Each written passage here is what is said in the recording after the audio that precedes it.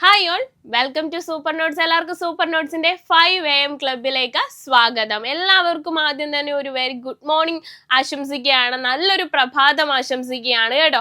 അപ്പൊ നമുക്കറിയാം, every morning is a chance to leave your dreams. എല്ലാ പ്രഭാതവും എന്താണ്, നമുക്ക് അവസരങ്ങളുടെ ഒരു പ്രഭാതമാണ് അല്ലെ. എല്ലാ ദിവസവും നമ്മൾക്ക് പുതിയ പുതിയ അവസരങ്ങളുടെ ദിവസമാണ്. അതുപോലെ തന്നെ എല്ലാ ദിവസവും നമ്മളുടെ പുത്തൻ പ്രതീക്ഷയോടെയാണ് നമ്മൾ എല്ലാ ദിവസത്തെയും വരവേൽക്കുന്നത്.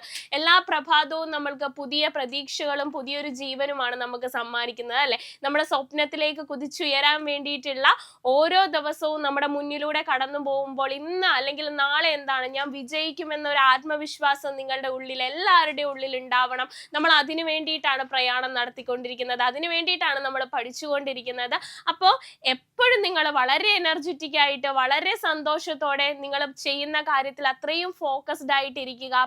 പല പല നെഗറ്റീവ് എനർജീസ് നിങ്ങളെ പിന്നോട്ട് വലിക്കാനുണ്ടാകും. പക്ഷെ നിങ്ങൾ ഒരിക്കലും പിന്നോട്ട് പോകാതെ നമ്മുടെ ലക്ഷ്യം എന്താടാ അത് നമ്മൾ നേടിയേ തീരുള്ളൂ, ഞാൻ സ്വന്തമാക്കി അടങ്ങുള്ളൂ എന്നൊരു രീതിക്ക് ഓരോ ദിവസവും മുന്നോട്ട് പോകും തോറും എനിക്ക് വിജയിക്കാനുള്ള അവസരം അല്ലെങ്കിൽ വിജയിക്കാനുള്ള സ്റ്റേജിലേക്ക് ഞാൻ അടുത്തുകൊണ്ടിരിക്കുകയാണെന്ന് ഓരോ പ്രഭാതവും നിങ്ങളെ വിളിച്ചോതിക്കൊണ്ടിരിക്കുകയാണ്. അപ്പൊ വളരെ എനർജറ്റിക് ആയിട്ട് നിങ്ങൾ രാവിലെ എഴുന്നേറ്റിരുന്ന് പഠിക്കുക. ആ എനർജി എന്താണ്, ആ ഡേ ത്രൂ ഔട്ട് നിങ്ങളെ മുന്നോട്ട് നയിക്കട്ടെ. കൂടെ നാളെ ഒരു ദിവസം നിങ്ങൾ ഈ ക്ലാസ് കേട്ടുകൊണ്ടിരിക്കുന്ന നിങ്ങൾ ഇന്ന് എഴുന്നേൽക്കുന്ന ദിവസം നിങ്ങൾക്കൊരു പുതിയ പ്രതീക്ഷയുടെ ആണെങ്കിൽ നാളെ എഴുന്നേൽക്കുമ്പോൾ നിങ്ങൾ നിങ്ങളുടെ വിജയം കൈവരിച്ച് വളരെ ആഹ്ലാദത്തോടെയും വളരെ സന്തോഷത്തോടെയും നിൽക്കട്ടെ എന്ന് ആശംസിക്കുന്നു. അതുകൊണ്ട് നമുക്ക് ഇന്ന് നമ്മൾ പോകാൻ പോകുന്നത് പൊളിറ്റിയിലെ പ്രീവിയസ് ഇയറിലെ ക്വസ്റ്റ്യൻസിലേക്കാണ്. ഇന്നത്തെ നമ്മുടെ 5 AM ക്ലബിൽ ഞാൻ നിങ്ങളെ സ്വാഗതം ചെയ്യുന്നത് പ്രീവിയസ് ഇയറിൽ പൊളിറ്റിയിൽ ചോദിച്ചിട്ടുള്ള RRB ആയിക്കോട്ടെ, NTPC എക്സാമുകൾക്കും ഗ്രൂപ്പ് ഡി എക്സാമുകൾക്കൊക്കെ പ്രീവിയസ് ഇയറിൽ പൊളിറ്റിയിൽ നിന്ന് ചോദിച്ചിട്ടുള്ള ക്വസ്റ്റ്യൻസിലേക്കാണ് ഇന്ന് നമ്മൾ പോകാൻ പോകുന്നത്. അപ്പൊ നമുക്ക് കൂടുതൽ വൈകിപ്പിക്കാതെ തന്നെ ക്ലാസ്സിലേക്ക് പോകാം നമുക്ക്. അപ്പൊ നമ്മുടെ പൊളിറ്റിയിൽ നിന്നുള്ള പ്രീവിയസ് ഇയർ ക്വസ്റ്റ്യൻസ് ആണ്. എക്സാമിങ് അടുത്തു അല്ലെ, നമ്മളെ എല്ലാവരുടെയും എക്സാം അടുത്ത് വന്നുകൊണ്ടിരിക്കുകയാണ്. അതുകൊണ്ട് തന്നെ എക്സാമിന്റെ പൾസ് അറിഞ്ഞ് നമ്മൾ പഠിക്കണം, ക്വസ്റ്റ്യൻസ് എങ്ങനെയാണെന്ന് നമ്മൾ മനസ്സിലാക്കണം. അതുകൊണ്ട് തന്നെ പൊളിറ്റിയിലെ പ്രീവിയസ് ഇയർ കുറച്ച് ക്വസ്റ്റ്യൻസ് ആണ് നമ്മൾ ഇന്ന് ഡിസ്കസ് ചെയ്യുന്നത്. വളരെ കൃത്യമായി കേട്ടിരിക്കുക, വളരെ കൃത്യമായി നിങ്ങൾ മനസ്സിലാക്കുക കേട്ടോ. അപ്പൊ പൊളിറ്റിയിൽ നിന്നുള്ള ക്വസ്റ്റ്യൻ, ആദ്യത്തെ ക്വസ്റ്റ്യൻ നോക്കിക്കഴിഞ്ഞാൽ, how many members of Rajya Sabha are nominated by the president of India? നമ്മുടെ പ്രസിഡന്റിനെ രാജ്യസഭയിലേക്ക് എത്ര പേരെ നോമിനേറ്റ് ചെയ്യാൻ പറ്റും? നമ്മുടെ പ്രസിഡന്റിന്റെ ഒരു അധികാരമാണ് അല്ലെ, രാജ്യസഭയിലേക്ക് ആളുകളെ നോമിനേറ്റ് ചെയ്യാൻ പറ്റും. എങ്ങനെ? കല, സാഹിത്യം, സിനിമ, സ്പോർട്സ്, ഈ മേഖലകളിൽ അവരുടെ കോൺട്രിബ്യൂഷനെ ബേസ് ചെയ്തുകൊണ്ട്, ഈ സിനിമ ആയിക്കോട്ടെ അല്ലെങ്കിൽ സ്പോർട്സ് ആയിക്കോട്ടെ അല്ലെങ്കിൽ ലിറ്ററേച്ചർ ആയിക്കോട്ടെ, ഈ മേഖലകളിലൊക്കെ അവരുടെ അവിസ്മരണീയമായ സംഭാവനകൾ ഉണ്ടാകും അല്ലെ. ഈ ഒരു കോൺട്രിബ്യൂഷനെ ബേസ് ചെയ്തുകൊണ്ട് ഈ മേഖലകളിൽ നിന്നൊക്കെ 12 വ്യക്തികളെ ആർക്ക് നോമിനേറ്റ് ചെയ്യാൻ പറ്റും? നമ്മുടെ പ്രസിഡന്റിനെ നോമിനേറ്റ് ചെയ്യാൻ പറ്റും. അപ്പൊ 12 പേരെയാണ്, ഓപ്ഷൻ എ ആണ് നമ്മുടെ ആൻസർ എന്ന് പറയുന്നത്. എത്ര പേരെ നോമിനേറ്റ് ചെയ്യാൻ പറ്റും? 12 പേരെയാണ് പ്രസിഡന്റിനെ നോമിനേറ്റ് ചെയ്യാൻ പറ്റുന്നത്. അപ്പൊ എങ്ങോട്ടേക്കാണ് നോമിനേറ്റ് ചെയ്യാൻ പറ്റുന്നത്? രാജ്യസഭയിലേക്കാണ് നോമിനേറ്റ് ചെയ്യാൻ പറ്റുന്നത്. 12 പേരെയാണ്. ഈ ഒരു അധികാരം, പ്രസിഡന്റ് ഇങ്ങനെ ഒരു പവർ നമ്മൾ എടുത്തിരിക്കുന്നത് അയർലൻഡിന്റെ കോൺസ്റ്റിറ്റ്യൂഷനിൽ നിന്നാണ്. 12 പേരെ ആർക്ക് നോമിനേറ്റ് ചെയ്യാൻ പറ്റുന്നത്? 12 പേരെ രാജ്യസഭയിലേക്ക് പ്രസിഡന്റിന് നോമിനേറ്റ് ചെയ്യാൻ പറ്റുന്ന ഒരു പവർ നമ്മൾ എടുത്തിട്ടുള്ളത് എവിടെ നിന്നാണ്? അയർലൻഡിന്റെ കോൺസ്റ്റിറ്റ്യൂഷനിൽ നിന്നാണ്. അങ്ങനെയും ചോദ്യം വരാം. അപ്പൊ 2 രീതിയിൽ ഓർത്ത് വയ്ക്കുക. പ്രസിഡന്റിന്റെ രാജ്യസഭയിലേക്ക് എത്ര പേരെ നോമിനേറ്റ് ചെയ്യാൻ പറ്റും? 12 പേരെ നോമിനേറ്റ് ചെയ്യാൻ പറ്റും. ഇനി ഈ 12 പേരെ നോമിനേറ്റ് ചെയ്യാന്ന് പറയുന്ന ആശയം നമ്മൾ എടുത്തിരിക്കുന്നത് എവിടെ നിന്നാണ്? അയർലൻഡിന്റെ കോൺസ്റ്റിറ്റ്യൂഷനിൽ നിന്നാണ്. ഓക്കെ അല്ലേടാ, ക്ലിയർ അല്ലേ? ഇനി അടുത്ത ക്വസ്റ്റ്യനിലേക്ക് നമുക്ക് പോകാം. അടുത്ത ക്വസ്റ്റ്യൻ ഇതാണ്, in which of the following cases was the basic structure doctrine recognised for the first time? അപ്പൊ നമ്മുടെ പ്രിയാമ്പിളിനെ ബേസ് ചെയ്തിട്ട് വന്നിട്ടുള്ള ഒരു ക്വസ്റ്റ്യൻ ആണ്. അപ്പോൾ നമ്മുടെ ഭരണഘടനയ്ക്ക് ഒരു ബേസിക് സ്ട്രക്ചർ ഉണ്ട്, അല്ലെങ്കിൽ ഒരു ബേസിക് ആയിട്ടുള്ള സ്ട്രക്ചർ ഉണ്ട് എന്ന് പറഞ്ഞിട്ടുള്ളത് ആമുഖവുമായിട്ട്, പ്രിയാമ്പിളുമായിട്ട് ബന്ധപ്പെട്ടാണ് ഈ ഒരു ഭരണഘടനയുടെ ബേസിക് സ്ട്രക്ചർ എന്ന് പറയുന്ന ഒന്ന് ഫോം ചെയ്തിട്ടുള്ളത്. അതായത് ആമുഖം ഒറ്റത്തവണ മാത്രമാണ് അല്ലെ അമെൻഡ് ചെയ്തിട്ടുള്ളത്. നമ്മുടെ പ്രിയാമ്പിൾ അമെൻഡ് ചെയ്തിട്ടുള്ളത് ഒരൊറ്റ തവണ മാത്രമാണ്. നമ്മുടെ പ്രിയാമ്പിൾ അമെൻഡ് ചെയ്തിട്ടുള്ളത് ഏതായിരുന്നു ആ അമെൻമെന്റ് എന്ന് പറയുന്നത്? 42nd അമെൻമെന്റ് വഴിയാണ്. നമ്മുടെ 42nd അമെൻമെന്റ് വഴിയാണ് നമ്മുടെ ആദ്യമായിട്ട് നമ്മുടെ പ്രിയാമ്പിൾ അമെൻഡ് ചെയ്തിട്ടുള്ളത്. ഈ 42nd അമെന്റ്മെന്റ് 1976 അല്ലെ, 1976 ഒറ്റത്തവണ മാത്രമാണ് നമ്മുടെ പ്രിയാമ്പിൾ അമെന്റ് ചെയ്തിട്ടുള്ളത്. അപ്പൊ അതിനു മുമ്പ് ഇതിനെ ബേസ് ചെയ്തുകൊണ്ടാണ് നമ്മുടെ ഈ കേസ് വരുന്നത്. ആൻസർ എന്ന് പറയുന്നത് കേശവാനന്ദ ഭാരതി കേസാണ് കേട്ടോ. ഓപ്ഷൻ ഡി ആണ് നമ്മുടെ ആൻസർ എന്ന് പറയുന്നത്. കേശവാനന്ദ ഭാരതി കേസിലാണ് നമുക്ക് നമ്മുടെ ഒരു ബേസിക് സ്ട്രക്ചർ ഉണ്ട്, അല്ലെങ്കിൽ നമ്മുടെ ഭരണഘടനയ്ക്ക് ഒരു ബേസിക് സ്ട്രക്ചർ ഉണ്ട്, നമ്മുടെ ആമുഖത്തിന് ഒരു ബേസിക് സ്ട്രക്ചർ എന്ന് പറയുന്ന ഒന്ന് വരുന്നത് ഏതിന്റെ ഭാഗമായിട്ടാണ്? ഓപ്ഷൻ ഡി ആണ്, കേശവാനന്ദ ഭാരതി കേസിനെ ബേസ് ചെയ്തുകൊണ്ടാണ്. അതിനു മുമ്പ് 1960 ഒരു കേസ് വന്നായിരുന്നു. ഏതാണ്? ബെറുബാറി കേസ്. 1960 വന്ന കേസാണ് ബെറുബാറി കേസ് എന്ന് പറയുന്നത്. ഈ കേസിൽ പറഞ്ഞത് ആമുഖം അമെന്റ് ചെയ്യാൻ പറ്റില്ല, ആമുഖം ഭരണഘടനയുടെ ഭാഗമല്ല, പ്രിയാമ്പിള് ഭരണഘടനയുള്ള പാർട്ടല്ല, അതുകൊണ്ട് പ്രിയാമ്പിൾ അമെന്റ് ചെയ്യാൻ പറ്റില്ല എന്ന് പറഞ്ഞ ഒരു കേസായിരുന്നു 1960 ബെറുബാറി കേസ്. അത് കഴിഞ്ഞിട്ടാണ് എന്ത് വരുന്നത്? 1974 നമ്മുടെ കേശവാനന്ദ ഭാരതി കേസ് വരുന്നത്. കേശവാനന്ദ ഭാരതി കേസ് വന്നപ്പോ എന്താ പറഞ്ഞത്? ആമുഖവും എന്തിന്റെ ഭാഗമാണ്? നമ്മുടെ കോൺസ്റ്റിറ്റ്യൂഷന്റെ ഭാഗമാണ് ആമുഖവും, അതുകൊണ്ട് ആമുഖം അമെന്റ് ചെയ്യാമെന്ന് പറഞ്ഞു. കൂട്ടത്തിൽ എന്തുകൂടി പറഞ്ഞു? ബേസിക് സ്ട്രക്ചറിനെ കുറിച്ച് പറഞ്ഞു, നമ്മുടെ ഭരണഘടനയുടെ ബേസിക് സ്ട്രക്ചറിനെ കുറിച്ചും പറഞ്ഞു. ഏത് കേസില്? ഇവിടെ പറയുന്ന കേശവാനന്ദ ഭാരതി കേസില്. എന്തൊക്കെ പറഞ്ഞു? ആമുഖം, പ്രിയാമ്പിൾ എന്ന് പറയുന്നത് കോൺസ്റ്റിറ്റ്യൂഷന്റെ പാർട്ടാണ്. ബേസിക് സ്ട്രക്ചറിൽ, ഭരണഘടനയുടെ ബേസിക് സ്ട്രക്ചറിൽ മാറ്റം വരുത്താതെ എന്തും അമെന്റ് ചെയ്യാൻ പറ്റും, നമ്മുടെ പ്രിയാമ്പിളും അമെന്റ് ചെയ്യാൻ പറ്റുമെന്ന് പറഞ്ഞ കേസാണ് കേശവാനന്ദ ഭാരതി കേസ്. ഈ 1974 കേശവാനന്ദ ഭാരതി കേസിലെ വിധി പ്രകാരമാണ് 1976 നമ്മുടെ പ്രിയാമ്പിള്, നമ്മുടെ ഭരണഘടനയുടെ ആമുഖം 42ാം അമെന്റ്മെന്റ് വഴി നമ്മൾ ഭേദഗതി വരുത്തിയത്. ഭേദഗതി വരുത്തിയിട്ട് എന്തൊക്കെ നമ്മുടെ പ്രിയാമ്പിളിലേക്ക് നമ്മൾ കൂട്ടിച്ചേർത്തു?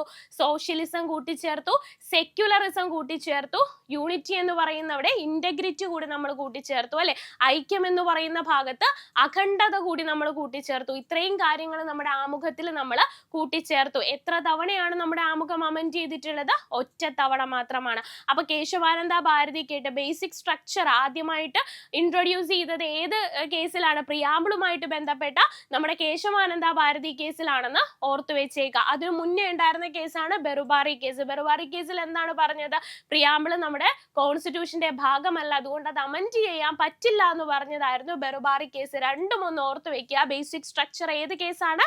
കേശവാനന്ദ ഭാരതി കേസാണ് കേട്ടോ. ഇങ്ങനെയും ക്വസ്റ്റ്യൻ വരാം. ഇനി പ്രിയാമ്പിളുമായിട്ട് ബേസ് ചെയ്ത് പ്രിയാമ്പിൾ അമെന്റ് ചെയ്യാൻ അമെന്റബിൾ ആണെന്ന് പറഞ്ഞ കേസ് ഏതാണെന്ന് ചോദിച്ചാലും അത് ഏതാണ്? നമ്മുടെ കേശവാനന്ദ ഭാരതി കേസാണെന്ന് ഓർത്തു വെച്ചേക്കുക. ഓക്കെ അല്ലേ?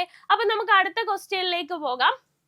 Which of the following amendment has added the 11th fundamental duty in the Indian Constitution? അപ്പൊ എന്താണ് ചോദിച്ചിട്ടുള്ളത്? 11ാമത്തെ ഫണ്ടമെന്റൽ ഡ്യൂട്ടി, 11ാമത്തെ ഫണ്ടമെന്റൽ ഡ്യൂട്ടി ആഡ് ചെയ്തിട്ടുള്ള അമെന്റ്മെന്റ് ഏതാണെന്നാണ് ചോദിച്ചിരിക്കുന്നത്. ഇവിടെ നമ്മൾ മനസ്സിലാക്കി വെക്കേണ്ടത് ഫണ്ടമെന്റൽ ഡ്യൂട്ടീസ് എന്ന് പറയുന്ന ഒന്ന് നമ്മുടെ കോൺസ്റ്റിറ്റ്യൂഷൻ നിലവിൽ വന്ന സമയത്ത് നമ്മുടെ ഭരണഘടനയിൽ ഫണ്ടമെന്റൽ ഡ്യൂട്ടീസ് എന്ന് പറയുന്ന ഒന്ന് ഉണ്ടായിരുന്നില്ല. പിന്നീടാണ് നമ്മുടെ ഭരണഘടനയിലേക്ക് എന്ത് കൂട്ടിച്ചേർത്തത്? ഫണ്ടമെന്റൽ ഡ്യൂട്ടീസ് കൂട്ടിച്ചേർത്തത്. സ്വരൺ സിംഗ് കമ്മിറ്റിയുടെ ശുപാർശ പ്രകാരം 42nd അമെന്റ്മെന്റ് വഴി, അതും ഏതാണ്? 42nd അമെന്റ്മെന്റ് വഴി നമ്മൾ എന്ത് കൂട്ടിച്ചേർത്തു? നമ്മുടെ ഭരണഘടനയിലേക്ക് ഫണ്ടമെന്റൽ ഡ്യൂട്ടീസ് എന്ന് പറയുന്ന ഒന്ന് കൂട്ടിച്ചേർത്തു. നമ്മൾ അങ്ങനെ കൂട്ടിച്ചേർക്കുന്ന സമയത്ത് നമുക്ക് എത്ര ഫണ്ടമെന്റൽ ഡ്യൂട്ടീസ് ഉണ്ടായിരുന്നു? 10 ഫണ്ടമെന്റൽ ഡ്യൂട്ടീസ് ആയിരുന്നു നമുക്ക് ഉണ്ടായിരുന്നത്. കറന്റ്ലി നമുക്ക് എത്ര എണ്ണം ഉണ്ട്? കറന്റ്ലി നമുക്ക് 11 ഫണ്ടമെന്റൽ ഡ്യൂട്ടീസ് ഉണ്ട്. അപ്പൊ 42nd അമെന്റ്മെന്റ് വഴി കൂട്ടിച്ചേർക്കുന്ന സമയത്ത് നമുക്ക് 10 ഫണ്ടമെന്റൽ ഡ്യൂട്ടീസേ ഉണ്ടായിരുന്നുള്ളൂ. കറന്റ്ലി നമുക്ക് എത്ര എണ്ണം ഉണ്ട്? 11 ഫണ്ടമെന്റൽ ഡ്യൂട്ടീസ് ഉണ്ട്. ഈ അവസാനത്തെ ഒന്ന് കൂട്ടിച്ചേർത്തത് നമ്മുടെ 86ാം അമെന്റ്മെന്റ് വഴിയാണ്. നമ്മുടെ ആൻസർ എന്ന് പറയുന്നത് ഓപ്ഷൻ സി ആണ്. 86ാം അമെന്റ്മെന്റ് വഴിയാണ് ആണ് അവസാനത്തെ 1 കൂട്ടിച്ചേർത്തിട്ടുള്ളത്. അപ്പൊ അത് മനസ്സിലാക്കി വെക്കുക. നമ്മുടെ ആൻസർ എന്ന് പറയുന്നത് ഓപ്ഷൻ സി ആണ്. 86th അമെന്റ്മെന്റ് വഴിയാണ് 11th ഫണ്ടമെന്റൽ ഡ്യൂട്ടി നമ്മൾ ആഡ് ചെയ്തിട്ടുള്ളത്. 11ാമത്തെ ഫണ്ടമെന്റൽ ഡ്യൂട്ടി. നിങ്ങൾ ഒരു കാര്യം മനസ്സിലാക്കി വെക്കുക, ഈ 86ാം അമെന്റ്മെന്റ് എന്ന് പറയുന്നത് വിദ്യാഭ്യാസവുമായിട്ട് ബന്ധപ്പെട്ടിരിക്കുന്നു അല്ലെ. 86ാം അമെന്റ്മെന്റ് എന്തുമായിട്ട് ബന്ധപ്പെട്ടിരിക്കുന്നു? എഡ്യൂക്കേഷനുമായിട്ട് ബന്ധപ്പെട്ടിരിക്കുന്നു. അതുകൊണ്ട് തന്നെ അവസാനത്തെ ഒന്ന് എന്ന് പറയുന്നത് എന്താണ്? എഡ്യൂക്കേഷനെ ബേസ് ചെയ്തിട്ടുള്ളതാണ്. ഫണ്ടമെന്റൽ ഡ്യൂട്ടീസിലെ 11ാമത്തെ ഡ്യൂട്ടി എന്താണ്? 11ാമത്തെ ഡ്യൂട്ടി നമ്മുടെ എഡ്യൂക്കേഷനുമായിട്ട് ബേസ് ചെയ്ത് നിൽക്കുന്നു. 6നും 14 വയസ്സിനും ഇടയിലുള്ള കുട്ടികൾക്ക് വിദ്യാഭ്യാസം നൽകേണ്ടത് ആരുടെ ഉത്തരവാദിത്തമാണ്?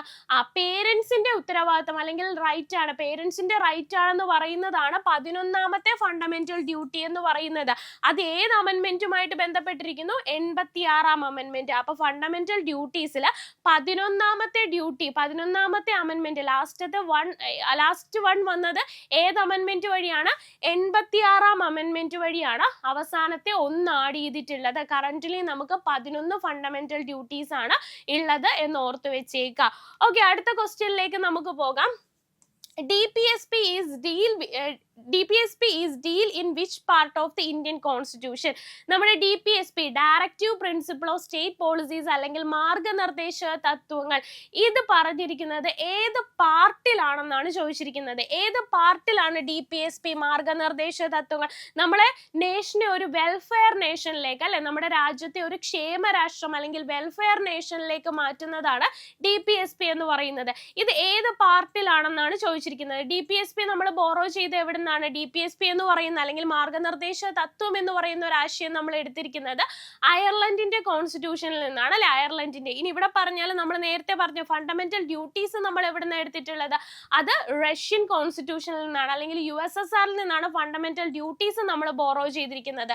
ഇവിടെ DPSP നമ്മൾ എവിടെ നിന്നാണ് എടുത്തിട്ടുള്ളത്? DPSP എടുത്തിട്ടുള്ളത് അയർലൻഡിന്റെ കോൺസ്റ്റിറ്റ്യൂഷനിൽ നിന്നാണ് നമ്മൾ DPSP ബോറോ ചെയ്തിരിക്കുന്നത്. ഇവിടെ നമ്മളോട് ചോദിച്ചിരിക്കുന്നത് DPSP ഏത് പാർട്ടിലാണെന്നാണ് ചോദിച്ചിരിക്കുന്നത്. ഏത് പാർട്ടിലാണ്? നമ്മുടെ ആൻസർ എന്ന് പറയുന്നത് ഓപ്ഷൻ ഡി ആണ് കേട്ടോ. പാർട്ട് 4ലാണ് DPSP ആഡ് ചെയ്തിരിക്കുന്നത്. DPSP എവിടെയാണ്? പാർട്ട് 4ലാണ്. നമുക്ക് നോക്കാം പാർട്ട് 2ൽ എന്ത് വരുന്നു? സിറ്റിസൺഷിപ്പ് വരുന്നത്. പാർട്ട് 2ലാണ് സിറ്റിസൺഷിപ്പ് പറയുന്നത്. പാർട്ട് 3ലാണ് ഫണ്ടമെന്റൽ റൈറ്റ്സ് പറയുന്നത്, മൗലിക അവകാശങ്ങൾ അല്ലെ. ഫണ്ടമെന്റൽ റൈറ്റ് FR എന്ന് എഴുതാം. ഫണ്ടമെന്റൽ റൈറ്റ് പറയുന്നത് പാർട്ട് 3ലാണ്. സിറ്റിസൺഷിപ്പ് പറയുന്നത് എവിടെയാണ്? പാർട്ട് 2ലാണ്. ഇനി DPSP പറയുന്നത് എവിടെയാണ്? DPSP പറയുന്നത് പാർട്ട് 4ലാണ്. DPSP നമ്മുടെ ആൻസർ ഓപ്ഷൻ ഡി ആണ് അല്ലെ. പാർട്ട് 4ലാണ് DPSP പറയുന്നത്. ഇനി നോക്കിക്കഴിഞ്ഞാൽ ഒന്നുകൂടി ഉണ്ടല്ലോ, ഫണ്ടമെന്റൽ ഡ്യൂട്ടി പറയുന്നത് എവിടെയാണ്? പാർട്ട് 4A ഫണ്ടമെന്റൽ ഡ്യൂട്ടീസ് പറയുന്നത്. Fundamental duties 4A. DPSP ഏതിലാണ്? പാർട്ട് 4ലാണ്. ഇനി പാർട്ട് 3ൽ എന്താണ്? ഫണ്ടമെന്റൽ റൈറ്റ് പറയുന്നത് പാർട്ട് 3ലും സിറ്റിസൺഷിപ്പിനെ കുറിച്ച് പറയുന്നത് നമ്മുടെ പാർട്ട് 2ലുമാണെന്ന് ഓർത്ത് വെച്ചേക്കുക. അപ്പൊ ഈ പാർട്ടുകളാണ് ഇടയ്ക്കിടയ്ക്ക് നമ്മളോട് തിരിച്ചും മറിച്ചും ഒക്കെ ചോദിക്കും. അപ്പൊ ഇത്രയും പാർട്ടുകൾ കൃത്യമായിട്ട് മനസ്സിലാക്കി വെക്കുക. ഈ പാർട്ടുകളിൽ നിന്ന് ഏതാണ്? അല്ലെങ്കിൽ ഫണ്ടമെന്റൽ റൈറ്റ് പറയുന്ന പാർട്ടും ചോദിച്ചിട്ടുണ്ട്, സിറ്റിസൺഷിപ്പ് പറയുന്ന പാർട്ട് ചോദിച്ചിട്ടുണ്ട്, ഫണ്ടമെന്റൽ ഡ്യൂട്ടീസ് പറയുന്ന പാർട്ടൊക്കെ ചോദിച്ചിട്ടുണ്ട്. മറന്നു പോകാതിരിക്കുക. ഈ DPSPയുടെ അവിടെ പാർട്ട് 4ലാണെങ്കിൽ 4A എന്ന് പറയുന്നത് ഫണ്ടമെന്റൽ ഡ്യൂട്ടീസ് ആണ് കേട്ടോ. അത് വിട്ടുപോകാതിരിക്കുക, തിരിഞ്ഞു പോകാതിരിക്കുക കേട്ടോ. അടുത്ത ക്വസ്റ്റ്യനിലേക്ക് നമുക്ക് പോകാം. Which article is deal with the uniform civil code? വളരെ റീസെന്റ് ആയിട്ട് നിങ്ങളോട് ചോദിക്കാൻ, ഇനി വരുന്ന എക്സാമുകളിലും ചോദിക്കാൻ ചാൻസ് ഉള്ള പൊളിറ്റിയുടെ ഭാഗത്തു നിന്നുള്ള ക്വസ്റ്റ്യൻ ആണ്. പ്രീവിയസ് ഇയറിൽ ചോദിച്ചിട്ടുള്ളതാണ്. അതുപോലെ തന്നെ ഇനിയും ചോദിക്കാം. കാരണം എന്ന് പറയുന്നത് യൂണിഫോം സിവിൽ കോഡ് ഇംപ്ലിമെന്റ് ചെയ്ത് വരികയാണ്. അതുകൊണ്ട് തന്നെ ഇത് ന്യൂസ്, കറണ്ട് അഫേഴ്സ് റിലേറ്റഡ് ആയിട്ട് നിങ്ങളോട് ചോദിക്കാൻ പറ്റുന്ന പൊളിറ്റിയിൽ നിന്നുള്ള ഒരു അടിപൊളി ക്വസ്റ്റ്യൻ ആണ്. അപ്പോൾ ഓർത്ത് വയ്ക്കുക, ഏത് ആർട്ടിക്കിളിലാണ് യൂണിഫോം സിവിൽ കോഡിനെ കുറിച്ച് പറയുന്നതെന്നാണ് ചോദിച്ചിട്ടുള്ളത്. ഏത് ആർട്ടിക്കിളാണ്? ആർട്ടിക്കിൾ 44ലാണ് കേട്ടോ. ഓപ്ഷൻ സി ആണ് നമ്മുടെ ആൻസർ എന്ന് പറയുന്നത്. ആർട്ടിക്കിൾ 44ലാണ് യൂണിഫോം സിവിൽ കോഡിനെ കുറിച്ച് പറയുന്നത്. ഇത് DPSPയിലെ DPSBയിലെ ഒരു ആർട്ടിക്കിൾ ആണ് എന്തെന്ന് പറയുന്നത്, യൂണിഫോം സിവിൽ കോഡ് ആർട്ടിക്കിൾ 44 എന്ന് പറയുന്നത് DPSBയിൽ വരുന്ന മാർഗനിർദ്ദേശ തത്വങ്ങൾ അല്ലെങ്കിൽ ഡയറക്റ്റീവ് പ്രിൻസിപ്പിൾ ഓഫ് സ്റ്റേറ്റ് പോളിസിയിൽ വരുന്ന ഒരു ആർട്ടിക്കിൾ ആണ് ആർട്ടിക്കിൾ 44 എന്ന് പറയുന്നത്. അപ്പൊ ഈ ആർട്ടിക്കിൾ 44 എന്തിനെ പറ്റി പറയുന്നത്, യൂണിഫോം സിവിൽ കോഡ്. ഇനി എന്താണ് യൂണിഫോം സിവിൽ കോഡ് എന്ന് പറഞ്ഞാൽ ഒരൊറ്റ നിയമം വരിക എന്നതാണ് അർത്ഥമാക്കുന്നത് കേട്ടോ.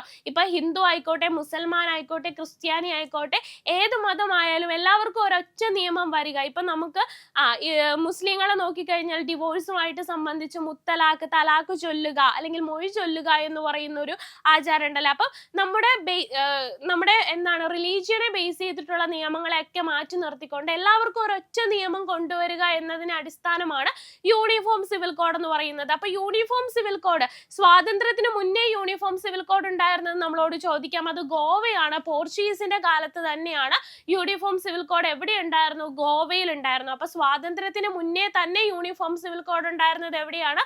ഗോവയിലാണ്. അത് പോർച്ചുഗീസിന്റെ കാലത്താണ്. ഇനി നോക്കിക്കഴിഞ്ഞാൽ സ്വാതന്ത്ര്യത്തിന് ശേഷം നിയമം വഴി ആദ്യമായി യൂണിഫോം സിവിൽ കോഡ് വന്നത് ഉത്തരാഖണ്ഡിലാണ് കേട്ടോ. ഉത്തരാഖണ്ഡിലാണ് നിയമം മുഖേന. സ്വാതന്ത്ര്യത്തിന് ശേഷം, സ്വാതന്ത്ര്യത്തിന് മുന്നേ യൂണിഫോം ഉണ്ടായിരുന്നത് ഗോവയിലാണെങ്കിൽ സ്വാതന്ത്ര്യത്തിന് ശേഷം ഒരു നിയമം വഴി യൂണിഫോം സിവിൽ കോഡ് വന്നത് എവിടെയാണ്? അത് ഉത്തരാഖണ്ഡിലാണെന്നും ഓർത്ത് വെച്ചേക്കുക. റീസെന്റ് കറണ്ട് അഫയേഴ്സിന്റെ ഭാഗത്തുനിന്ന് ഇതിനെ സംബന്ധിച്ച് നിങ്ങൾക്ക് ക്വസ്റ്റ്യൻസ് ഉണ്ടാകും. അതുകൊണ്ട് ഓർത്ത് വെക്കുക. യൂണിഫോം സിവിൽ കോഡിനെ പറ്റി പറയുന്നത് DPSBയിൽ 44 ആർട്ടിക്കിളിലാണ്. വെറുതെ നമുക്കൊന്ന് കണക്ട് ചെയ്യാം. ഈ യൂണിഫോം എന്ന് പറയുമ്പോൾ ഒരുപോലെ ഇരിക്കുമല്ലേടാ. യൂണിഫോം ഇട്ട പിള്ളേരെല്ലാം ഒരുപോലെ ഇരിക്കും. അപ്പൊ 4 ഒരേപോലെയാണ് അല്ലെ. 4 ഇരിക്കുന്നത് ഒരേപോലെയാണ്. അതുകൊണ്ട് എന്താണ് യൂണിഫോം സിവിൽ കോഡ് എന്ന് പറയുമ്പോൾ 44 DPSBയിലുള്ള ആർട്ടിക്കിൾ ആണെന്നും ഒന്ന് കണക്ട് ചെയ്ത് വെച്ചേക്കുക കേട്ടോ. അടുത്ത ക്വസ്റ്റ്യനിലേക്ക് നമുക്ക് പോകാം. Which of the following articles are from DPSB? അപ്പൊ എവിടം തൊട്ട് എവിടം വരെയാണ് ആർട്ടിക്കിൾസ്? DPSBയിൽ ആർട്ടിക്കിൾസ് വരുന്നത് എവിടം തൊട്ട് എവിടം വരെയാണ്? പാർട്ട് ചോദിച്ച പോലെ ആർട്ടിക്കിൾസ് നമ്മളോട് ചോദിക്കും. അപ്പം ആർട്ടിക്കിൾസ് എവിടം തൊട്ട് എവിടം വരെയാണ് DPSBയിൽ ആർട്ടിക്കിൾ പറയുന്നതെന്നാണ്. ആർട്ടിക്കിൾ 35 തൊട്ട് 51 വരെയാണോ? ആർട്ടിക്കിൾ 35 തൊട്ട് 50 വരെയാണോ? ആർട്ടിക്കിൾ 36 തൊട്ട് 51 വരെയാണോ? അതോ ആർട്ടിക്കിൾ 36 തൊട്ട് 50 വരെയാണോ? എവിടം വരെയാണ് DPSBയിൽ ആർട്ടിക്കിൾ പറയുന്നത്? നമ്മുടെ ആൻസർ എന്ന് പറയുന്നത് ഓപ്ഷൻ സി ആണ്. 36 to 51 വരെയാണ് നമ്മുടെ DPSBയിലെ ആർട്ടിക്കിൾ പോകുന്നത്. ഇവിടെ നോക്കിക്കഴിഞ്ഞാൽ ഫണ്ടമെന്റൽ റൈറ്റിന്റെ ആർട്ടിക്കിൾ 12 to 35 വരെയാണ് നമ്മുടെ ഫണ്ടമെന്റൽ റൈറ്റിന്റെ ആർട്ടിക്കിൾ വരുന്നത്. 12 തൊട്ട് 35 വരെ. ഇനി DPSB നോക്കിക്കഴിഞ്ഞാൽ DPSBയിലേക്ക് വരുമ്പം 36 മുതൽ 51 വരെയാണ് DPSBയിൽ ആർട്ടിക്കിൾ വരുന്നത് അല്ലെ. ഇനി ഫണ്ടമെന്റൽ ഡ്യൂട്ടിയിലേക്ക് വരുമ്പം 51A ഫണ്ടമെന്റൽ ഡ്യൂട്ടി പറയുന്ന ആർട്ടിക്കിൾ ഏതാണ്? 51A part 4A 51A fundamental duty പറയുന്ന ആർട്ടിക്കിൾ എന്ന് പറയുന്നത്. അപ്പൊ ഇതൊന്ന് മൈൻഡിലേക്ക് സെറ്റാക്കി വെച്ചേക്ക. ചോദിക്കാൻ ചാൻസ് ഉണ്ട്.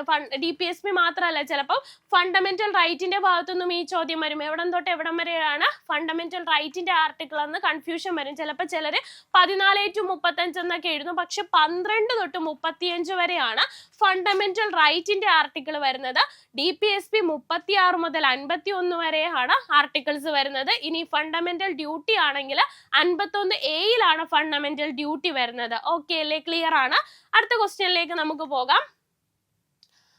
Who is the chairman of Rajya Sabha? രാജ്യസഭയുടെ ചെയർമാൻ ആരാണെന്നാണ് ചോദിച്ചിട്ടുള്ളത്. Who is the chairman of Rajya Sabha? രാജ്യസഭയുടെ ചെയർമാൻ എപ്പോഴും ആരായിരിക്കും? രാജ്യസഭയുടെ ചെയർമാൻ എപ്പോഴും വൈസ് പ്രസിഡന്റ് ആയിരിക്കും. നല്ലൊരു ക്വസ്റ്റ്യൻ ആണ്.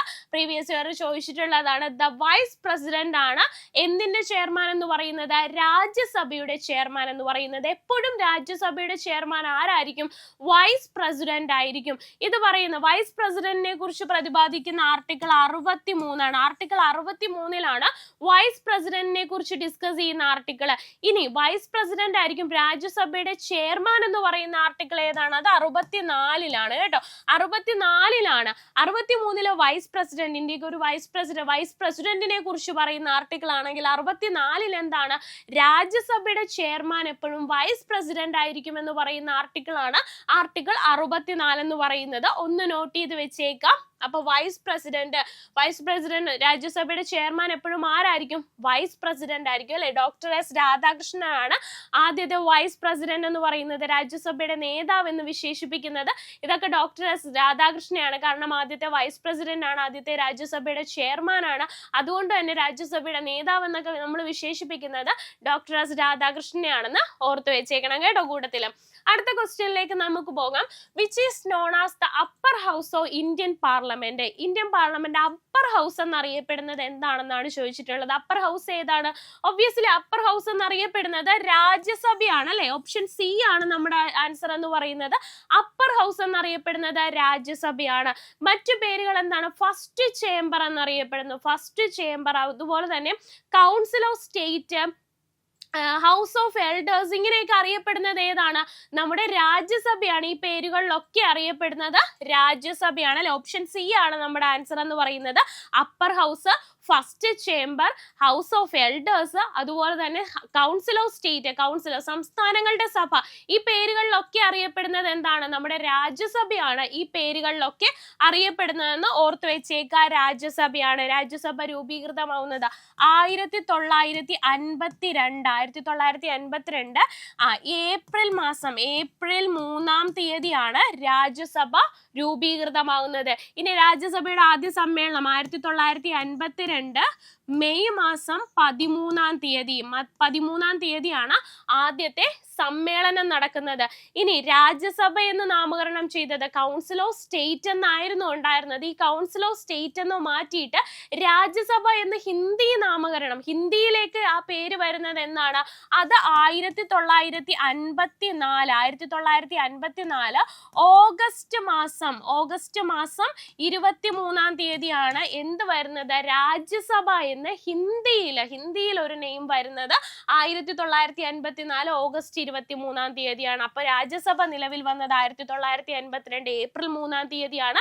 ആദ്യത്തെ മീറ്റിംഗ് ചേർന്നത് 1952 മെയ് 13-ാം തീയതിയാണ്. ഇനി കൗൺസിൽ ഓഫ് സ്റ്റേറ്റ് എന്നായിരുന്നു ആദ്യം അറിയപ്പെട്ടിരുന്നത്. ഇത് മാറ്റിയിട്ട് നമ്മുടെ രാജ്യസഭ എന്ന് ഹിന്ദിയിലെ പേര് വന്നത് എന്നാണ്? 1954 ഓഗസ്റ്റ് 23-ാം തീയതിയാണെന്ന് ഓർത്തു വെച്ചേക്കുക. ഇത്രയും കാര്യങ്ങൾ മൈൻഡിൽ ഒന്ന് സെറ്റാക്കി വെച്ചേക്കുക, ഒന്ന് പഠിച്ചു വെച്ചേക്കുക. അപ്പർ ഹൗസ് എന്നറിയപ്പെടുന്നത് എന്താണ്? രാജ്യസഭയാണ് അപ്പർ ഹൗസ് എന്നറിയപ്പെടുന്നത്. രാജ്യസഭയുടെ ചെയർമാൻ എപ്പോഴും ആരായിരിക്കും? വൈസ് പ്രസിഡന്റ് ആയിരിക്കും കേട്ടോ. ഓക്കെ, ഇനി അടുത്ത് നമുക്ക് നോക്കാം. Who is the guardian of fundamental rights? ഫണ്ടമെന്റൽ റൈറ്റ്സിന്റെ ഗാർഡിയൻ എന്നറിയപ്പെടുന്നത് ആരാണ്? അല്ലെങ്കിൽ സംരക്ഷകൻ എന്നറിയപ്പെടുന്നത് ആരാണ്? അതാരായിരിക്കും? ജുഡീഷ്യറി ആണ് അല്ലെ? ജുഡീഷ്യറി ആണ്. നമ്മുടെ മൗലിക അവകാശങ്ങളൊക്കെ റദ്ദ് ചെയ്യപ്പെടുകയാണെങ്കിൽ എന്നാണ്? ജുഡീഷ്യറി ഇടപെടും അല്ലെ? അപ്പൊ നമ്മുടെ ഫണ്ടമെന്റൽ റൈറ്റിൽ ഒരു ആർട്ടിക്കിൾ ഉണ്ട്, ആർട്ടിക്കിൾ 13. ഫണ്ടമെന്റൽ റൈറ്റിൽ ഒരു ആർട്ടിക്കിൾ ആണ് ആർട്ടിക്കിൾ 13 എന്ന് പറയുന്നത്. ജുഡീഷ്യൽ റിവ്യൂവിനെ കുറിച്ച് പറയുന്നു അല്ലെ? ആർട്ടിക്കിൾ 13 എന്ത് പറയുന്നു? ജുഡീഷ്യൽ റിവ്യൂവിനെ കുറിച്ച് പറയുന്നു. എന്തെങ്കിലും ഒരു നിയമം, നമ്മുടെ മൗലിക അവകാശങ്ങൾക്ക് വിരുദ്ധമായിട്ട് എന്തെങ്കിലും ഒരു നിയമം വന്നു കഴിഞ്ഞാൽ ആ നിയമത്തെ റിവ്യൂ ചെയ്യാൻ ആർക്ക് അവകാശമുണ്ട്? നമ്മുടെ ജുഡീഷ്യറിക്ക് അവകാശമുണ്ട്. അതുപോലെ തന്നെ റിട്ടുകൾ അല്ലെ? ആർട്ടിക്കിൾ 32 റിട്ട് അധികാരത്തെ കുറിച്ച് പറയുന്നു. നമ്മുടെ സുപ്രീം കോടതിയുടെ റിട്ട് അധികാരത്തെ കുറിച്ച് പറയുന്നു അല്ലെ? ആർട്ടിക്കിൾ 32. എത്ര റിട്ടുകളുണ്ട്? ടോട്ടലി 5 റിട്ടുകളുണ്ട് അല്ലെ? മൗലിക അവകാശത്തെ സംരക്ഷിക്കുന്നതിന് വേണ്ടിയിട്ട്, ഫണ്ടമെന്റൽ റൈറ്റ്സിനെ പ്രൊട്ടക്ട് ചെയ്യുന്നതിന് വേണ്ടിയിട്ട് അതിന്റെ ഒരു ടൂൾ ആയിട്ട് വരുന്നതാണ് അല്ലെ റിട്ടുകൾ എന്ന് പറയുന്നത്. ഒരു വ്യക്തിയുടെ ഫണ്ടമെന്റൽ റൈറ്റ്സിനെ പ്രൊട്ടക്ട് ചെയ്യാൻ വേണ്ടി കോടതികൾ പുറപ്പെടുവിക്കുന്ന ഉത്തരവുകൾ അല്ലെങ്കിൽ അവർ പുറപ്പെടുവിക്കുന്നവയാണ് റിട്ടുകൾ എന്ന് പറയുന്നത്. അത് നേടിക്കൊടുക്കാൻ വേണ്ടി, പൗരന് അത് നേടിക്കൊടുക്കാൻ വേണ്ടി കോടതികൾ പുറപ്പെടുവിക്കുന്ന ഉത്തരവുകളെയാണ് നമ്മൾ റിട്ടുകൾ എന്ന് പറയുന്നത്. മൊത്തത്തിൽ 5 റിട്ട് ഉണ്ട് അല്ലെ? Habeas corpus, mandamus, certiorari, prohibition, quo warranto, ഇങ്ങനെ 5 റിട്ടുകൾ ഉണ്ട്. ഈ റിട്ടുകൾ വഴി എന്താണ്? പൗരന് നിഷേധിക്കപ്പെട്ട അവരുടെ അവകാശം, ഫണ്ടമെന്റൽ റൈറ്റ്സ് പുനഃസ്ഥാപിക്കുവാൻ വേണ്ടി കോടതികൾ പുറപ്പെടുവിക്കുന്നതാണ് റിട്ടുകൾ എന്ന് പറയുന്നത്. അപ്പൊ ഒബ്വിയസ്ലി ഫണ്ടമെന്റൽ റൈറ്റ്സിന്റെ ഗാർഡിയൻ ആര് തന്നെയായിരിക്കും? ജുഡീഷ്യറി തന്നെയായിരിക്കും അല്ലെ? ജുഡീഷ്യറിയാണ് ഫണ്ടമെന്റൽ റൈറ്റ്സ്. നമുക്ക് നമ്മുടെ അവകാശങ്ങൾ കിട്ടിയില്ലെങ്കിൽ നമ്മൾ എങ്ങോട്ടാ പോകുന്നത്? ഫണ്ടമെന്റൽ മൗലിക അവകാശം കിട്ടിയില്ലെങ്കിൽ ഒരു പൗരൻ എങ്ങോട്ട് പോകാം? ഡയറക്റ്റ് സുപ്രീം കോർട്ടിൽ പോകാം അല്ലെ? ഡയറക്റ്റ് സുപ്രീം, അത് മൗലികാവകാശത്തിന്റെ കാര്യത്തിൽ ഒരു പൗരന് കിട്ടുന്ന റൈറ്റ് ആണ്. അവന്റെ അവകാശം സംരക്ഷിച്ചില്ലെങ്കിൽ അല്ലെങ്കിൽ അവന്റെ അവകാശം നിഷേധിച്ചാൽ അവൻ എങ്ങോട്ട് പോകാം? ഡയറക്റ്റ് സുപ്രീം കോർട്ടിൽ പോകാം. അപ്പോൾ ഫണ്ടമെന്റൽ റൈറ്റിന്റെ ഗാർഡിയൻ എന്ന് പറയുന്നത് ആരായിരിക്കും? നമ്മുടെ ജുഡീഷ്യറി ആണ്. മറന്നു പോകരുത്, ജുഡീഷ്യറി ആണ്. ഈ കാര്യങ്ങളൊക്കെ മൈൻഡിൽ സെറ്റ് ആക്കിയേക്കാം. അടുത്ത നോക്കാം നമുക്ക്. Which of the following is not match? ഈ പറയുന്നവയില് മാച്ച് അല്ലാത്ത സ്റ്റേറ്റ്മെന്റ് ഏതാണ്? ഇങ്ങനെയും ചോദ്യങ്ങൾ വന്നിട്ടുണ്ട്, ഇനിയും ഇങ്ങനെ ചോദ്യങ്ങൾ വരാം. ഒന്ന് നോക്കിക്കേ, ഈ പറഞ്ഞതിൽ എന്തിന്റെ ബേസ് ചെയ്തിട്ടുള്ളതാണ്? നമ്മുടെ പ്രസിഡന്റുമായിട്ട് റിലേറ്റ് ചെയ്ത ആർട്ടിക്കിൾ ആണിത്. 52 തൊട്ട് പ്രസിഡന്റിന്റെ ആർട്ടിക്കിൾ ആണ്. 52-ൽ ഇന്ത്യക്ക് ഒരു പ്രസിഡന്റ് ഉണ്ടായിരിക്കുമെന്ന് പറയുന്നു. 53-ല് എക്സിക്യൂട്ടീവ് പവേഴ്സ് ഒക്കെ പ്രസിഡന്റിനായിരിക്കുമെന്ന് പറയുന്നു. 54-ൽ എന്ത് പറയുന്നു? പ്രസിഡന്റിന്റെ ഇലക്ഷനെ കുറിച്ച് പറയുന്നു അല്ലെ. 54-ല് പ്രസിഡന്റിന്റെ ഇലക്ഷനെ കുറിച്ച് പറയുന്നു. 55-ൽ എന്താണ്? പ്രസിഡന്റ് ഇലക്ഷന്റെ മാനറിനെ കുറിച്ച് പറയുന്നു, അല്ലെങ്കിൽ ആ പ്രൊസീജിയറെ കുറിച്ച് പറയുന്നത് 55-ലാണ്. ഇനി 56 ഉണ്ട്. 56-ൽ എന്ത് പറയുന്നു?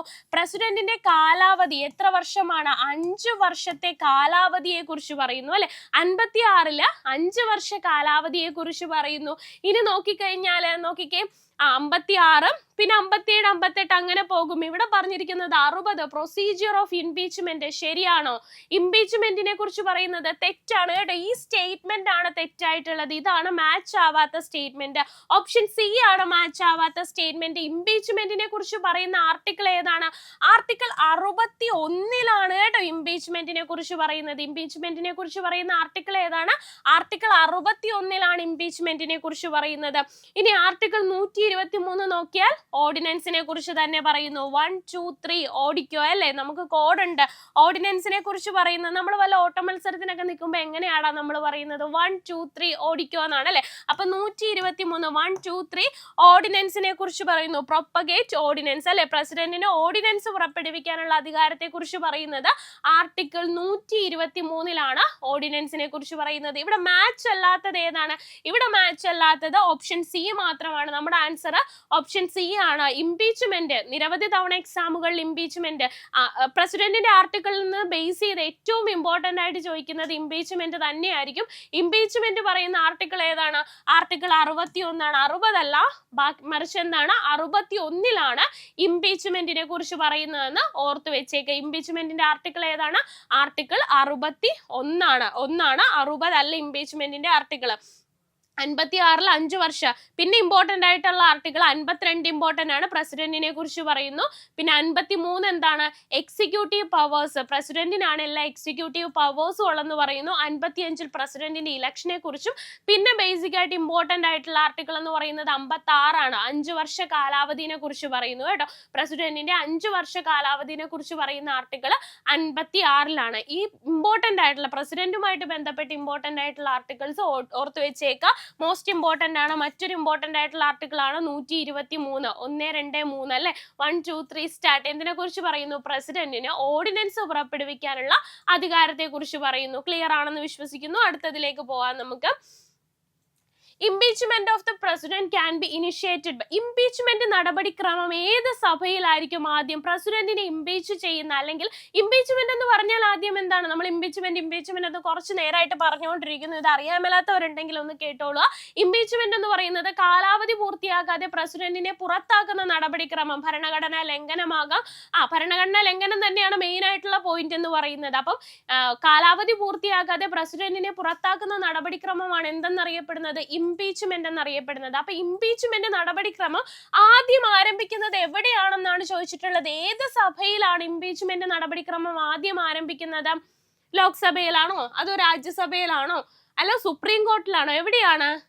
ഓപ്ഷൻ സി ആണ് നമ്മുടെ ആൻസർ എന്ന് പറയുന്നത്. ഏത് സഭയിൽ വേണമെങ്കിലും ആകാം അല്ലെ. ആദ്യം ഏത്?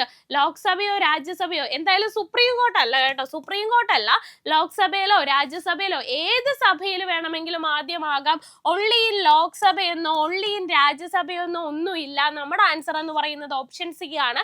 ഏത് ഹൗസിൽ വേണമെങ്കിലും ആദ്യം പ്രമേയം അവതരിപ്പിക്കാം. പ്രസിഡന്റിനെ പുറത്താക്കാനുള്ള പ്രമേയം ഏത് സഭയിൽ വേണമെങ്കിലും ആദ്യം അവതരിപ്പിക്കാം. ലോക്സഭയിലോ രാജ്യസഭയിലോ നമുക്ക് ആദ്യം അവതരിപ്പിക്കാം കേട്ടോ. ഇനി അടുത്ത നോക്കാം നമുക്ക്. Principle of DPSP are borrowed from which constitution? ഇത് നമ്മൾ കുറച്ച് മുമ്പ് DPSPയുടെ ആർട്ടിക്കിൾ പഠിച്ചപ്പോൾ DPSPയുടെ കാര്യം പറഞ്ഞപ്പോൾ നമ്മൾ പറഞ്ഞതാണ്. എവിടുന്നാ ബോറോ ചെയ്തത്? ഐറിഷ് കോൺസ്റ്റിറ്റ്യൂഷനിൽ നിന്നാണ്. അയർലൻഡിന്റെ കോൺസ്റ്റിറ്റ്യൂഷനിൽ നിന്നാണ് നമ്മൾ ബോറോ ചെയ്തിട്ടുള്ളത്. ഓപ്ഷൻ ഡി ആണ് നമ്മുടെ ആൻസർ. എവിടുന്നാണ്? ഐറിഷ് കോൺസ്റ്റിറ്റ്യൂഷൻ അല്ലെങ്കിൽ അയർലൻഡിന്റെ കോൺസ്റ്റിറ്റ്യൂഷനിൽ നിന്നാണ് നമ്മൾ ബോറോ ചെയ്തിട്ടുള്ളത്. അടുത്ത ക്വസ്റ്റ്യൻ നോക്കാം നമുക്ക്. ഫണ്ടമെന്റൽ ഡ്യൂട്ടീസ് ആർ റിജിഡ് ആണോ, ഫ്ലെക്സിബിൾ ആണോ, ജസ്റ്റിസബിൾ ആണോ, അതോ നോൺ ജസ്റ്റിസബിൾ ആണോ? ഫണ്ടമെന്റൽ ഡ്യൂട്ടീസ് എന്ന് പറയുന്നത് ഏത് സ്വഭാവമുള്ളതാണ്? ഫണ്ടമെന്റൽ ഡ്യൂട്ടീസ് എന്ന് പറയുന്നത് നമ്മുടെ ആൻസർ ഡി ആണ്, നോൺ ജസ്റ്റിസബിൾ ആണ് അല്ലെ. ഫണ്ടമെന്റൽ ഡ്യൂട്ടീസ് എന്ന് പറയുന്നത് നോൺ ജസ്റ്റിസബിൾ ആണ്. ഫണ്ടമെന്റൽ റൈറ്റ് എന്ന് പറയുന്നത് എന്താണ്? ജസ്റ്റിസബിൾ ആണ്. ഫണ്ടമെന്റൽ റൈറ്റ് കിട്ടിയില്ല എന്ന് വെച്ചിട്ട്, അല്ലെങ്കിൽ ഫണ്ടമെന്റൽ റൈറ്റ് നമുക്ക് നിഷേധിക്കപ്പെട്ടു എന്ന് വിചാരിച്ച് നമുക്ക് വേണമെങ്കിൽ എങ്ങോട്ട് പോകാം? സുപ്രീം കോർട്ട് വരെ പോകാം അത് നേടിയെടുക്കാൻ വേണ്ടിയിട്ട്. അത് ന്യായവാദർഹമാണ് അല്ലെങ്കിൽ ജസ്റ്റിസബിൾ ആണ്. ഇതേ സമയത്ത് നമ്മുടെ ഫണ്ടമെന്റൽ ഡ്യൂട്ടി അല്ലെങ്കിൽ മൗലിക കടമയ്ക്ക് വേണ്ടിയിട്ട് എന്താണ്, ഒരു കോടതിയിലും നമുക്ക് പോകാൻ പറ്റൂല അല്ലെ. അവൻ ആ കടമ ചെയ്തില്ല എന്ന് വെച്ച് അവനെതിരെ കേസ് കൊടുക്കാനോ അല്ലെങ്കിൽ ആ കോടതിയിൽ അത് നിയമമായിട്ട് വന്നാൽ മാത്രമാണ് എന്ത്, നമുക്കത് ബാധകമായിട്ടുള്ളത്. അല്ലെങ്കിൽ അവനത് ചെയ്തില്ല എന്ന് വിചാരിച്ച് അതിന് ന്യായവാദാർഹമാണെന്നൊന്നും പറയാൻ പറ്റില്ല. അതെന്താണ്? ന്യായവാദാർഹമല്ല, നോൺ ജസ്റ്റിസബിൾ ആണ്. ഫണ്ടമെന്റൽ ഡ്യൂട്ടി എന്ന് പറയുന്നത് എന്താണ്? നോൺ ജസ്റ്റിസബിൾ ആണ്. DPSP എന്ന് പറയുന്നതും എന്താണ്? നോൺ ജസ്റ്റിസബിൾ ആണ്. DPSPയും എന്താണ്? നോൺ ജസ്റ്റിസബിൾ ആണ്. DPSP പറഞ്ഞ ഒരു കാര്യം നമുക്ക് കിട്ടിയില്ല എന്ന് വെച്ച് കോടതിയിൽ പോകാൻ പറ്റുമോ? ഇല്ല, പോകാൻ പറ്റൂല അല്ലെ. അപ്പൊ DPSPയും എന്താണ്? നോൺ ജസ്റ്റിസബിൾ ആണ്. ഇവിടെ ജസ്റ്റിസബിൾ ആയിട്ടുള്ളത് എന്താണ്? ഫണ്ടമെന്റൽ റൈറ്റ് ആണ് കേട്ടോ, ജസ്റ്റിസബിൾ ആയിട്ടുള്ളത്. ഇനി ജസ്റ്റിസബിൾ ചോദിക്കുവാണെങ്കിൽ ഫണ്ടമെന്റൽ റൈറ്റ് ആയിരിക്കും. ഫണ്ടമെന്റൽ ഡ്യൂട്ടിയും DPSPയും എന്താണ്? നോൺ ജസ്റ്റിസബിൾ ആയിട്ടുള്ള ഒന്നാണെന്ന് മനസ്സിലാക്കി വെക്കുക. അടുത്ത നോക്കാം നമുക്ക്. Lok Sabha is constitute under which article in the Indian Constitution? അപ്പം എവിടെയാണ് ലോക്സഭയെ കുറിച്ച് പറയുന്ന ആർട്ടിക്കിൾ ഏതാണെന്നാണ് ചോദിച്ചിട്ടുള്ളത്. ലോക്സഭയെ കുറിച്ച് പറയുന്ന ആർട്ടിക്കിൾ ഏതാണ്? ഒന്ന് നോക്കിക്കേ, ഏത് ആർട്ടിക്കിളാണ്? എന്തായാലും 32-ലല്ല. അവിടെ എന്ത് പറയുന്നു? 32 വരുമ്പം അവിടെ ഫണ്ടമെന്റൽ റൈറ്റ്സിനെ കുറിച്ച് പറയുന്ന ആർട്ടിക്കിളാണ്. ആർട്ടിക്കിൾ 32-ൽ വരുന്ന ആർട്ടിക്കിൾ ആണ് അല്ലെ. ഇനി താഴത്തോട്ട് വന്നാൽ ബാക്കിയൊക്കെ നമുക്ക് കൺഫ്യൂഷൻ ആണ്. ഇവിടെ നമ്മുടെ ആൻസർ എന്ന് പറയുന്നത് ആർട്ടിക്കിൾ 81-ലാണ്. ഓപ്ഷൻ സി ആണ് നമ്മുടെ ആൻസർ എന്ന് പറയുന്നത്. 79-ല് പാർലമെന്റിനെ കുറിച്ച് പറയുന്നു. 79 എന്തിനെ കുറിച്ച് പറയുന്നു? പാർലമെന്റിനെ കുറിച്ച് പറയുന്നു. 80-ല് എന്തിനെ കുറിച്ച് പറയുന്നു? രാജ്യസഭയെ കുറിച്ച് പറയുന്നു. 81-ല് ലോക്സഭയെ കുറിച്ച് പറയുന്നു. ഇതൊന്ന് മൈൻഡിൽ വെച്ചേക്ക്. 79 പാർലമെന്റ്, 80 രാജ്യസഭ, 81 ലോക്സഭ. ഇത്രയും കാര്യങ്ങൾ 79 പാർലമെന്റ്, 80 രാജ്യസഭ, 81 ലോക്സഭയെ കുറിച്ച് പറയുന്നതാണ് ഇത്രയും ആർട്ടിക്കിൾസ് എന്ന് പറയാം. അപ്പൊ നമ്മുടെ ആൻസർ ഓപ്ഷൻ സി ആണ്. ആർട്ടിക്കിൾ 81-ലാണ് എന്തിനെ പറ്റി പറയുന്നത്? നമ്മുടെ ലോക്സഭയെ പറ്റി പറയുന്ന ആർട്ടിക്കിൾ എന്ന് പറയുന്നത് 81-ലാണ്. അപ്പൊ നമുക്ക് ഇനി അടുത്തത് നിങ്ങൾക്കുള്ള ക്വസ്റ്റ്യൻ ആണ്. അപ്പൊ നമ്മൾ ഡീറ്റെയിൽ ആയിട്ട് പ്രീവിയസ് ഇയറിൽ വന്നിട്ടുള്ള ക്വസ്റ്റ്യൻസ് എല്ലാം ഡിസ്കസ് ചെയ്തു അല്ലെ. അപ്പൊ ഈ ക്വസ്റ്റ്യനും എല്ലാ ക്വസ്റ്റ്യനും നിങ്ങൾക്ക് മനസ്സിലായിട്ടുണ്ടെന്ന് വിശ്വസിക്കുന്നു. നമ്മൾ പ്രീവിയസ് ഇയറിൽ RRB റെയിൽവേ എക്സാമുകളിൽ പ്രീവിയസ് ഇയറിൽ പൊളിറ്റിന്ന് വന്ന ഒട്ടുമിക്ക ക്വസ്റ്റ്യൻസും അതിന്റെ എക്സ്പ്ലനേഷൻസും നമ്മൾ നോക്കി. ഇനി വരാൻ ചാൻസ് ഉള്ളതും നമ്മൾ പറഞ്ഞു കഴിഞ്ഞു. ഇനി ഏതൊക്കെ ഭാഗത്ത് നിന്ന് ഏതൊക്കെ രീതിയിലായിരിക്കും ക്വസ്റ്റ്യൻസ് വരാൻ ചാൻസ് ഉള്ളതെന്നും അപ്പൊ നിങ്ങൾക്ക് കൃത്യമായിട്ട് മനസ്സിലായെന്ന്. ഈ ഒരു പാറ്റേണിലായിരിക്കും എക്സാംസ് നമ്മുടെ വരുന്നത്. ഈ ഒരു പാറ്റേണിലായിരിക്കും പൊളിറ്റിയിൽ നിന്ന് നിങ്ങൾക്ക് ക്വസ്റ്റ്യൻസ്, നമ്മുടെ റെയിൽവേ എക്സാമുകളിൽ പൊളിറ്റിയിൽ നിന്ന് നിങ്ങൾക്ക് ക്വസ്റ്റ്യൻസ് വരുന്നത്. ചില ഉള്ളിലോട്ട് കടന്നുള്ള ക്വസ്റ്റ്യൻസ് വന്നാൽ തന്നെ ഈ ഒരു രീതിക്കായിരിക്കും വരാൻ പോകുന്നത്. അപ്പൊ നിങ്ങൾക്ക് ഏകദേശം ഐഡിയ എങ്ങനെ ക്വസ്റ്റ്യൻസ് വരും, എങ്ങനെയാണ് ക്വസ്റ്റ്യൻസിനെ എങ്ങനെ ഫേസ് ചെയ്യേണ്ടത്. കാരണം പഠിച്ചു പോകുമ്പോൾ നമ്മൾ എല്ലാ കാര്യങ്ങളും പഠിക്കണം. ഇന്ന് DPSP ആണ് ചോദിച്ചിട്ടുണ്ടെങ്കിൽ നാളെ ഫണ്ടമെന്റൽ റൈറ്റ്സ് ചോദിക്കും. അതിന്റെ മറ്റന്നാൾ എന്ത് ചോദിക്കും? ഫണ്ടമെന്റൽ ഡ്യൂട്ടീസ് ചോദിക്കും. ഇങ്ങനെ മാറിയാണ് ഏറ്റവും ഇമ്പോർട്ടന്റ് ആയിട്ടുള്ള മേഖലകളും റിപ്പീറ്റ് ചെയ്ത് വന്നിട്ടുള്ളതും. എന്തൊക്കെ കാര്യങ്ങൾ നമ്മൾ പഠിക്കണം എന്നൊരു ഐഡിയ നിങ്ങൾക്ക് കിട്ടിയിട്ടുണ്ടെന്ന് വിശ്വസിക്കുന്നു. ഇനി നിങ്ങൾക്കുള്ള ക്വസ്റ്റ്യൻ ആണ്. ഇതൊന്ന് നിങ്ങൾ അറ്റൻഡ് ചെയ്യാൻ ശ്രമിക്കുക. കമന്റ് ബോക്സിൽ കമന്റ് ആയിട്ട് രേഖപ്പെടുത്തുക. Which house of the parliament has the most power in matters of money bill? Money ബില്ലിന്റെ കാര്യത്തിൽ ഏറ്റവും പവർ ഉള്ള ഹൗസ് ഏതാണെന്നാണ് ചോദിച്ചിട്ടുള്ളത്. രാജ്യസഭയാണോ, ലോക്സഭയാണോ, അതോ വിധാൻ പരിഷത്താണോ, വിധാൻസഭയാണോ? ഏത് സഭയാണ് മണി ബില്ലിന്റെ കാര്യത്തിൽ, നമ്മുടെ മണി ബില്ലുമായിട്ട് ബന്ധപ്പെട്ട ഏറ്റവും പവർ ഉള്ള ഹൗസ് ഏതാണെന്നാണ് ചോദിച്ചിട്ടുള്ളത്. ഇതൊന്ന് ആൻസർ ചെയ്യാൻ ശ്രമിക്കുക. കമന്റ് ബോക്സിൽ കമന്റ് ആയിട്ട് രേഖപ്പെടുത്തുക. അപ്പൊ എപ്പോഴും ഞാൻ ആദ്യം തുടങ്ങിയപ്പോൾ പറഞ്ഞ പോലെ തന്നെ നിങ്ങളുടെ സ്വപ്നങ്ങൾക്ക് വേണ്ടിയിട്ട് നിങ്ങൾക്ക് ഇനിയും പറന്നുയരാൻ നിങ്ങൾക്ക് പറ്റട്ടെ. പറന്നുയർന്ന ആ സ്വപ്നങ്ങളിലേക്ക് എത്താൻ പറ്റട്ടെ എന്ന് ആശംസിക്കുന്നു. Okay, thank you all.